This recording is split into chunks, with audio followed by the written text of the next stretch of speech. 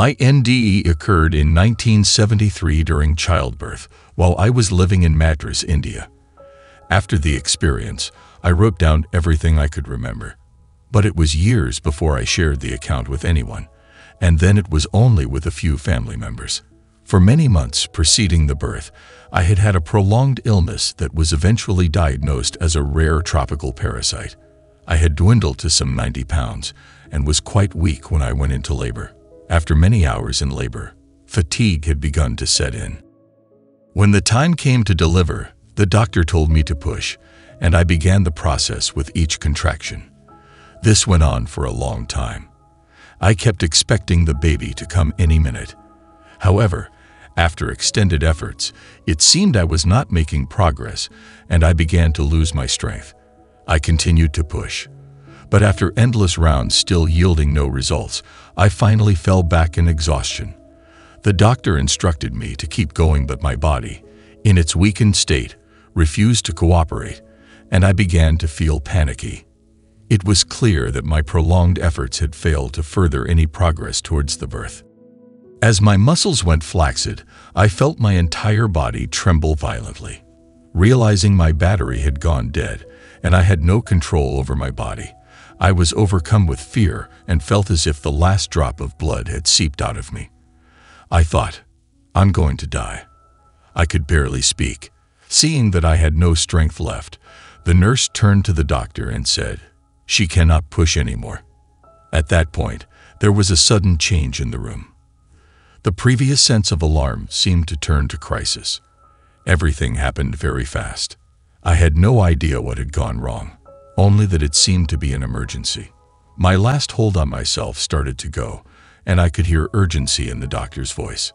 This was followed by an acute wrenching sensation, as if I had been split in half, and then I went unconscious. The light went out, and I slipped away. There was a moment of darkness. Then part of me rose and floated up to the corner of the room. I hovered there briefly, observing the scene below. I saw my body lying on the delivery table, surrounded by people in white coats who seemed to be in great commotion. Slowly, I floated upward, out of the room and building, above the trees, and up into a black, star-filled sky. In this studded darkness, I was carried gently into the distance like a petal drifting on the surface of a stream. Eventually, I came to rest in a dense, velvet black space that enveloped me in tranquility, and I had no fear. I became aware that there was no time. There was no yesterday or tomorrow. There were no boundaries. There was no pain. While I floated in the darkness, the earth appeared far below me and gradually came into my vision. Suddenly, I knew without a shadow of doubt that I had entered another existence that was neither a dream nor a hallucination. I knew it was real, as true, as palpable, and as certain as had been my life on earth. I then became aware that although I had left my body behind, whatever constituted who I was still alive and remained unchanged. I sensed that this other form in which I existed was like a transparent encasing for my soul, or the consciousness that was the essence of myself. In this bodiless state, I was suddenly struck by the realization that I had been here before my life on earth. I was remembering something I had forgotten, something that had been erased from memory when I was born. This was where I had originally come from. I had come home. Some invisible, silent source of infinite knowledge seemed to surround me, with answers to things like, where do we go when we die? How was life and the world created? And so on. It was never clear to me why I became separated from this source and its infinite knowledge at birth. Looking down, the earth came clearly into my vision, as if I had telescopic sight. I saw a dark vision of suffering and entrapment that was like a distillation of the human condition over millennia. It seemed this condition led history to repeat itself in an endless cycle of war, bloodshed, torture, deprivation, insanity, illness, and alienation. It seemed as if all the pain mankind had suffered through the ages had been distilled to its essence and funneled into one collective cry to be released from this prison. From the chaos of destructiveness, faces advanced into the darkness, then receded back into their private hells, calling, Help me. I felt like I was looking directly into people's souls, to the raw fear beneath their protective shells. I felt great compassion for all those in pain. I wanted some miracle to release them all from their misery, but I perceived that nothing could deliver them from it as long as they remained there, separated, through ignorance and fear, from their source. I sensed that the only thing that would release them from that condition was to break through the shield of separateness that divided them from themselves, from others, and from the infinite creative power behind this vast universe of space in which I now found myself floating. I was deeply troubled by this dark vision, for it appeared that humans were destined to remain imprisoned in their suffering as long as they inhabited the earth, and that only death would release them from this condition. Yet a thought passed through my mind. If they could break through their sense of separation, look and see this other realm here that exists beyond them, they would be released from bondage. Slowly the voices faded, the faces receded, the earth fell away, and again there was only soothing darkness. Then I felt myself drifting again, farther away into the beyond, gently lifted towards a light in the far distance. I seemed to be carried further and further out into the universe at the speed of light, as if swept by a gentle current. I was drawn to the magnetic force of the light like a river is drawn toward the sea. Then I came again to a resting place. I became aware of a compassionate presence that held me as I saw my life of 27 years on Earth unfold. I had lived and traveled extensively in India amid conditions of poverty, disease, destitution, and death that were all pervasive and inescapable. As a result of my exposure to these conditions, I had become seriously ill. I had also struggled with my own personal demons from a troubled childhood.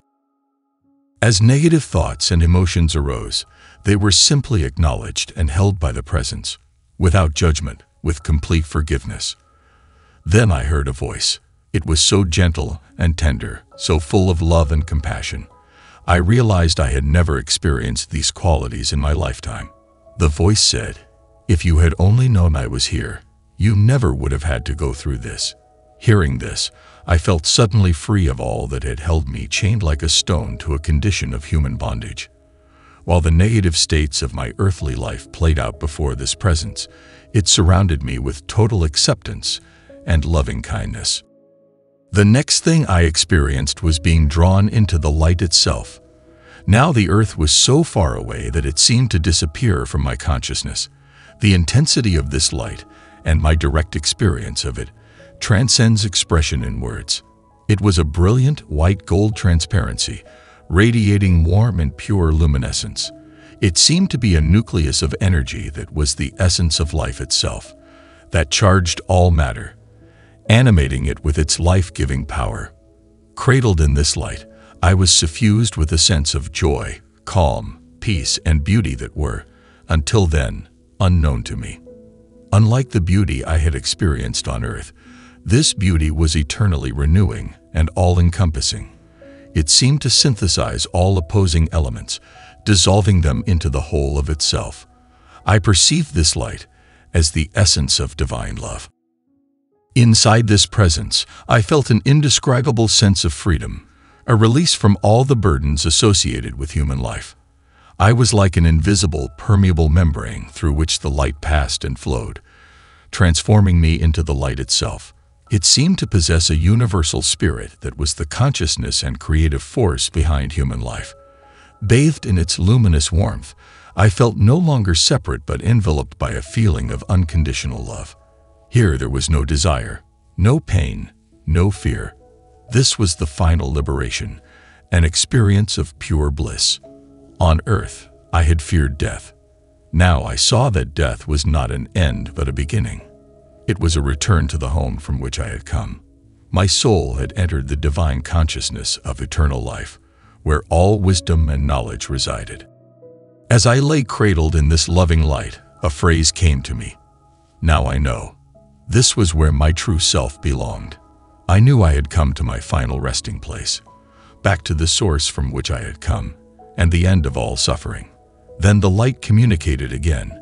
The ensuing communication was like a sonic energy penetrating directly into my soul, Thoughts were transmitted without words, silently and directly, as if an extension of the light itself, passing through me by osmosis. The light was both inside and around me. I was aware that I was both a separate individual entity while being simultaneously subsumed by the presence of this other entity. Its voice was distinctly its own, separate from me, yet I heard my own unspoken thoughts expressed by it, as if it were inside my mind. A conversation ensued, transmitted like air passing through my cells. Held within this light, I saw the essence of my life experience in a flash. It had become dominated by a deepening depression, nightmares, guilt, shame, fear, self-recrimination, and illness. I had been conditioned by the concept of original sin to expect recrimination, judgment, and punishment for my sins. Therefore, I had anticipated the same response from this spirit of light. But there was no judgment. There was only unqualified acceptance and forgiveness. This came as a shock to me. It seemed impossible that I could be loved and accepted just as I was in that moment. Released from the burden of self-punishment, embraced in the wholeness of this forgiving presence, I was enveloped in joy. I seemed to become transparent, the light of divine love flowing through me. Then I heard the sound of soft, benevolent laughter, which felt like the wise and gentle smile of the Buddha. Again, I was surprised and perplexed. I had not expected to hear laughter from a divine force. It rained over me like soft petals. Then it said, "My child, you mustn't take things so seriously. You are just part of an evolutionary chain in which all life evolves at different stages of development. You are only human. You need not judge yourself so harshly. Be gentle with yourself." I had gotten only the slightest glimpse of the limitless realms beyond the finite boundaries of the world we inhabit. I was eager to learn more. At the same time, I was content to float in the peace and joy of the light, where I had come to know the certainty of love. This yearning of humans to be connected, to love and be loved, was so clear and profoundly felt that I could not face a return to a world in which this simple truth remained, to so many, unknown, unrealized, or buried. I wanted to stay forever in the presence of light. The light knew my thoughts and said simply, "You must return." Upon being told I must return, I feared being sent back to the same world I had observed from afar, steeped in its suffering, sent back to my human form, where once again I would be bound by the same conditions and limitations I had left behind. "Please," I begged, "please let me stay. Don't send me back." A hand appeared in the light with beautiful, slender white fingers. "My child," I heard it say, with a tenderness that would haunt me forever, "I have given you the gift of love." I tried to hold on to the hand, but with a wrenching in my heart, I felt it slip away forever, as it said, "Your life is not completed." The next thing I knew, I was back in my body. Unlike the long journey into reaches beyond, my return to Earth was abrupt, like the shock of birth. I had taken a trip to another galaxy light years away, so far away I could not imagine ever coming back, and then, by some feat of physics, been instantly repossessed by my body. No time had been granted to make the adjustment of having traversed a span of time and space so immense it would affect me for the rest of my life. Having passed through stars, beyond planets and galaxies, into the far reaches of a universe in which time as we know it did not exist, my soul was not prepared to return to the limited confines of my body. It felt constrained and bereft of the freedom it had known, like a prisoner returned to a cell. I wanted desperately to hold on to what I had left behind, clearly to remember every sacred moment before I lost it. Then the world drew me back into it. I found myself lying on something hard. Slowly I came into half-consciousness, into a glaring light. As I tried to adjust to my return, it seemed a hostile place. Someone was doing something to me, but I could not feel my body. Someone came to lift me and prop something soft beneath my back. Suddenly a woman appeared with a bundle, which she put in my arms, saying, "You have a son." Then she was gone as suddenly as she had appeared, and I wondered why she had been so brusque and left so suddenly. I had barely had a chance to hold him before the nurse returned to whisk him away. While holding him, I had seen that his head looked mangled, swollen, and bruised, with 2 red gashes that were like craters on each side of his crown. Shortly after, I was told that his badly injured head needed immediate surgery. While my son was in surgery, I woke up in a dark room. In the deep quiet of the darkness, I felt the presence of the light. It was alive and palpable in the room, infusing it with the same supernatural aura of joy and love I had experienced in that other world that now seemed so far away, beyond my reach. Though I had left it, and some part of me behind, it now filled the room with a sacred light.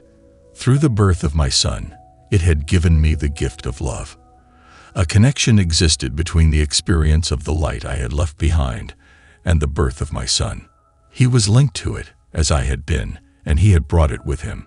I had gone full circle, from life to what was like death, and back to life. I had revisited my home of origin, and he had made his journey with me from that home, bringing with him the gift of life and love. Lying in the room, I was afraid that if I moved, the light would stop flowing into me and be gone forever. I wished I could sustain the joy and beauty of the love I had left behind, the radiant bliss from which my son and I had been wrenched. I had come falling like a meteor to the gravity of earth, felt its leaden density and weight. Back in the prison of my small self, I was constrained by my human limitations, never to see the light again. I was left for a brief time between 2 worlds. Already I felt the light slipping away. Now there remained the problem of bridging the gap between the 2 worlds and trying to comprehend all that had happened.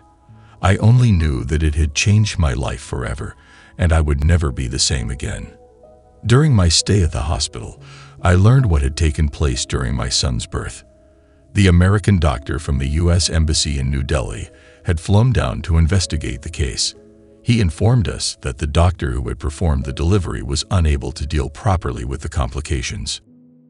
The delivery had left 2 cavernous depressions on each side of my son's crown, which had put pressure on the brain and had to be elevated to eliminate the possibility of brain damage. The doctor said it would be a year before we would know if the postnatal surgery had reversed the trauma and prevented serious repercussions. A year later, when we returned to the United States to have my son examined for possible brain damage, we learned to our immense relief that the surgery had yielded perfect results. No damage had been done. We both wondered what might have happened if the neurologist, who was normally away on an international lecture circuit, had not been in Madras on that fateful day to perform the surgery. I give thanks daily for the miracle of that positive outcome and the blessing of my son's life. 2012, 40 years later, changes and effects. My journey some 40 years ago changed my life by leading me on a spiritual path of inquiry that continues to this day. Many years passed before I felt safe enough to reveal the experience to anybody. It felt too sacred and private, and I was also afraid people would either not believe me or think I was delusional. At the time it occurred in 1973, I was not aware of the extensive literature that has since emerged on the subject of NDEs. Although I never found out exactly what happened to me medically at the time I went unconscious or perceived that experience as a clinical death, I had no doubts that I had glimpsed the experience of death in some form. It was years before I learned that thousands of other people had been on similar journeys in varying degrees and documented them. When I first read these accounts, I was incredulous, feeling as if I had found members of a lost family who would understand what I had experienced. For the first time, I felt less alone and isolated. The phrase, "within a distant light," came to me because often, back on Earth, the light seemed like a distant power beyond my reach, while at the same time I believed at a deeper level that it existed within me and all humans as our true essence or higher self. I continued to struggle with self-judgment and the conflict between feelings of unworthiness and fear versus feelings of love and self-acceptance. This conflict became the source of a continued search to integrate more qualities of the light into my life. I sought out spiritual communities, workshops, literature, and alternative healing therapies. I began to see adversities as opportunities to tap into the light for spiritual transformation and to try to help others find their own inner light. As part of my spiritual path, I undertook volunteer jobs to try to help others undergoing adversities. The periodic depressions I experienced when feeling disconnected from the light allowed me to empathize with others through their pain and help them see the healing power that existed within themselves. I worked as a hotline crisis counselor to provide intervention for people struggling with suicide, domestic violence, and other crises, and counseled runaway youths. I also was trained and volunteered as an expressive arts therapist, providing stress management to individuals and varied population groups in the community, including mental health centers, cancer and pain support groups, and senior rehabilitation centers. As an expressive arts facilitator, I discovered I could tap into the light to find perspective and compassion in my own life and help others find their own inner source of wisdom and healing. As an artist, I drew from the light to overcome creative blocks and become more fulfilled in my creative life. One of the most important things I gained from the NDE was the feeling that there is a greater spirit of unconditional love to which we can turn continually for wisdom, comfort, and guidance through life's challenges. The experience led to a belief that the light of divinity exists within all of us, that all discord arises from a sense of separation from the light, and that as we align our minds and hearts with it, we can experience its qualities in the forms of peace, love, joy, compassion, and well-being. Relative to that belief, my higher purpose has been to engage in practices that help me and others realign our human personality with the light of our higher spirit. It is to continue to try to understand and integrate the lessons of the light, to learn greater self-acceptance, non-judgment, forgiveness, and compassion, and to seek and find the joy that comes from being connected to the light. Over time, I experienced a marked increase in my commitment to the inner life and spiritual practices such as prayer, meditation, mindfulness, visualization, healing arts therapy, gratitude, and journaling. I came to see the greater meaning behind the message of the gift of love. That the most important thing in life is to grow in love. Love of self, love of others, love of life. I came to give less significance to such things as material wealth, fame, prestige, or power, seeing them increasingly as transient and ephemeral, unable to bring true and lasting fulfillment and happiness. Self-understanding became an important part of my spiritual journey as I came to see that peace and love can only come through careful self-examination and transformation of the things that block it: hatred, resentment, anger, fear, etc. So each individual must begin with him or herself, go through the darkness, and make the changes within in order to effect change without. After the experience, I wondered if there was some purpose or mission I was meant to fulfill. Over time, as I engaged in spiritual practices to examine and transform the dark sides within myself, I developed an increased consciousness that a greater spirit was operating in my life, as opposed to viewing life as a series of random, meaningless events. I came to see my purpose as a call to awaken to the presence of spirit as an active and constant player in my life.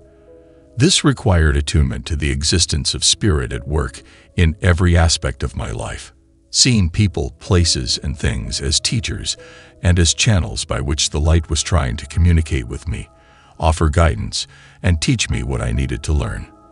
For example, early on, while still in India, I came across a leper with missing limbs and half his face gone. At first I felt repelled, but then I reached down to give him a rupee, and when I looked into his only eye, I felt an overwhelming sense of connection and compassion that transcended appearances. And much later, back in the US, a woman who was terminally ill with cancer came into my life at a time when I was struggling with questions about how to integrate the lessons of my experience more effectively in my life. Shortly after our meeting, my friend declared with prophetic certainty that we were similar, that we were meant to meet, and that we had been put on our path together for a reason.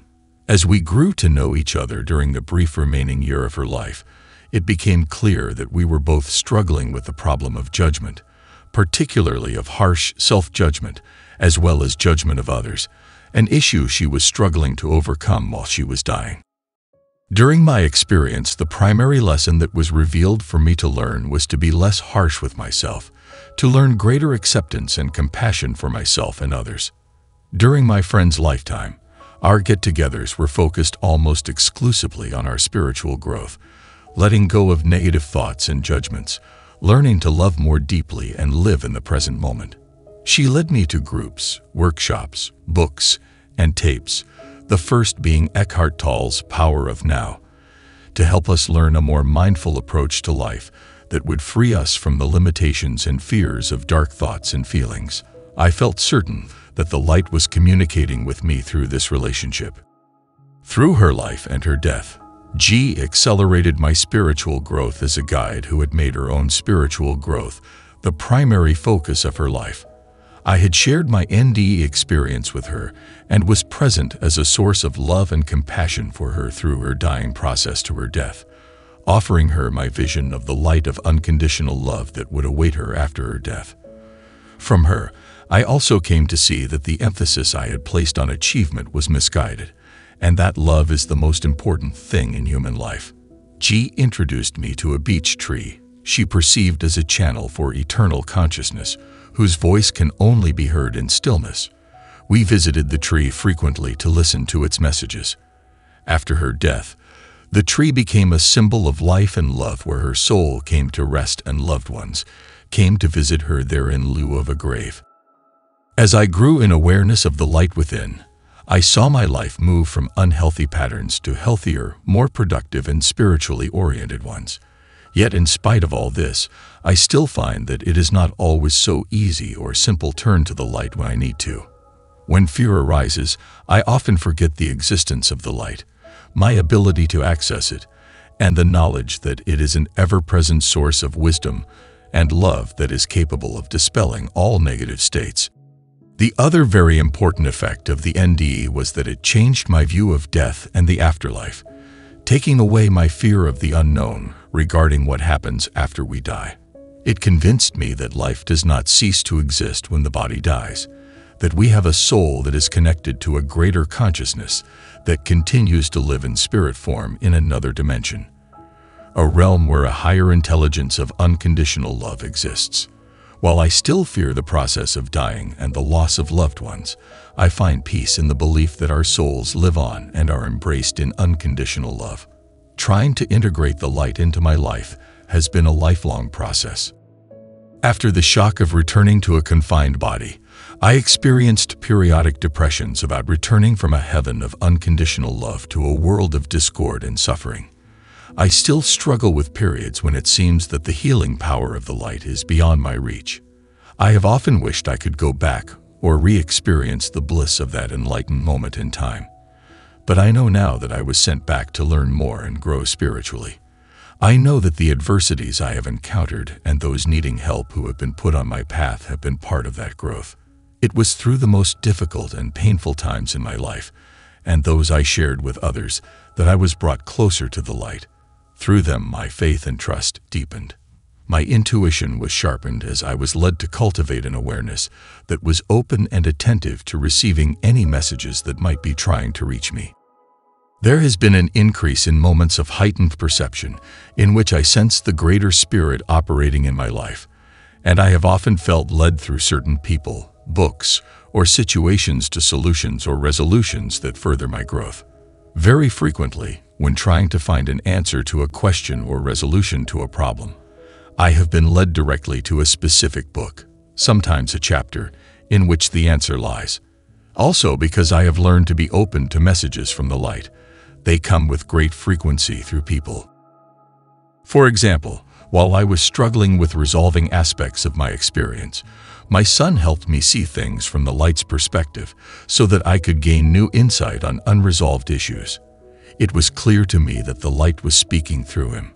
I came to see more clearly that the NDE, at least for me, was not a panacea that changed my life from one day to the next. Rather, it served as a guide through the dark side of life, struggles and imperfections, which are an ongoing part of life's journey. Another example of feeling a communication with the light is through a ritual in which I write down the issue I'm trying to resolve. For example, I seek a shift in how I perceive a situation or relationship from a perspective of love, and place it under my pillow. I have found that the resolution is invariably quickly forthcoming. Until now, I have reserved sharing my experience with a select few. Among the people with whom I have shared it are my son, who was so integral a part of the experience, and who has since often served as a channel for the light, offering messages I needed to hear. My second husband, sister, and a couple of friends also supported me. On rare occasions, I felt the grace of the light's presence in my life. Once, in the pit of despair, while I was lying sick in bed, I felt its force so strongly that it jolted me upright to sit on the edge of the bed. A vision of the light and a hand appeared. The same hand with the long, slender fingers that had guided me back to earth, and it repeated the words, "My child, I have given you the gift of love." On another occasion in India, not long after my NDE, I had climbed to a Himalayan mountaintop with my first husband and son. I was sitting by a stream in a paradisiacal meadow with wildflowers while my son played in the stream. After months of having been steeped in self-doubt and anxiety, I suddenly felt the light fill me with a sense of unconditional love, freeing me from the bondage of all my dark thoughts and feelings.